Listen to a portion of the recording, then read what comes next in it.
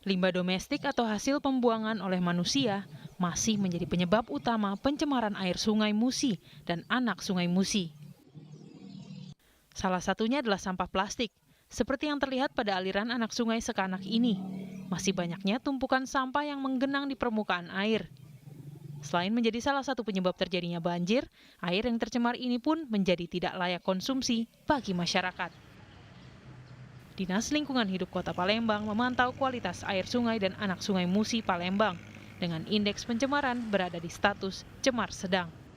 Pemantauan ini dilakukan di 9 anak Sungai Musi, diantaranya Sungai Buah, Sungai Bendung, Sungai Aur, Sungai Kedukan, Sungai Sekanak, Sungai Ogan, Sungai Keramasan, Sungai Lambai Daro, dan Sungai Seriguna. Kalau air limbah domestik itu kan bisa dari pemukiman, bisa dari usaha kegiatan yang kategorinya air limbah domestik seperti itu. Dan juga mungkin kalau ada juga mungkin dari sampah-sampah juga yang masuk ke daerah anak-anak sungai ya kalau di sana. Pemerintah Kota Palembang terus bergotong royong dan menyosialisasikan kepada masyarakat untuk tidak membuang sampah sembarangan dan melakukan pembinaan terhadap pelaku usaha bagaimana cara mengelola limbah pembuangan kepada badan penerima agar memenuhi baku mutu lingkungan. Himbauan ini menjadi fokus pemerintah Kota Palembang dalam menjaga kebersihan lingkungan dan normalisasi fungsi sungai dan saluran air. Tim Liputan Kompas TV.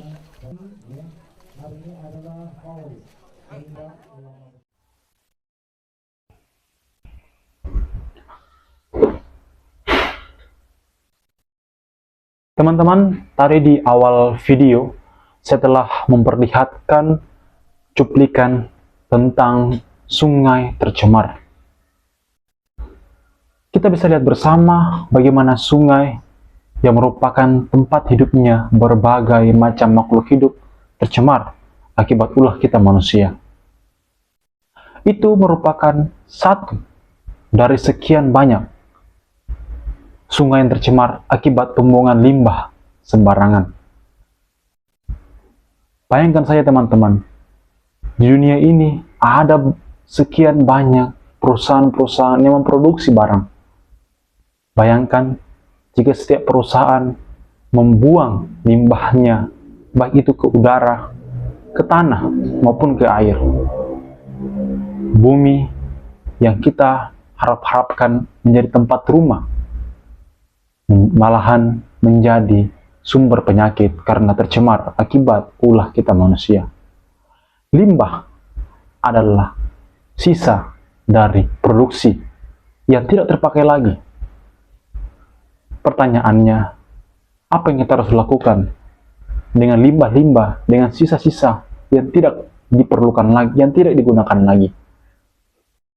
Ada berbagai cara teman-teman yang bisa kita tempuh, yang bisa kita lakukan untuk mengurangi atau setidaknya mendaur ulang limbah-limbah tersebut. Misalnya saja dari limbah plastik kita bisa membuat ekobrik, atau juga dari limbah makanan kita bisa membuat pupuk, atau mungkin limbah-limbah kayu bisa kita buat kerajinan. Semua itu tergantung bagaimana kita berperilaku atau memandang limbah itu. Apakah kita hanya masa bodoh, atau kita tergerak untuk mengolahnya agar itu tidak menjadi petaka bagi lingkungan kita. Bayangkan saja 5 atau 10 tahun ke depan, bumi kita, rumah kita sudah tercemar. Bukan karena siapa-siapa, tetapi karena kita manusia yang egois, yang tidak mau susah, yang hanya mencari gampang, membuang sampah sembarang. Saya mengajak teman-teman untuk melihat lebih jauh bagaimana kehidupan kita ketika bumi ini sudah dipenuhi oleh limbah-limbah yang sebenarnya itu hasil dari produksi kita. Perusahaan memproduksi barang karena kebutuhan, karena kita membutuhkan.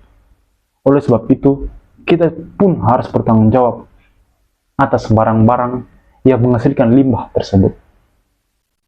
Apalagi teman-teman, bayangkan jika bahan-bahan atau limbah yang dibuang adalah limbah B3, bahan beracun dan berbahaya, sangat merugikan kita, sangat merugikan lingkungan. Maka mari kita membuka pikiran, kita menemukan rasa peka untuk peduli terhadap lingkungan.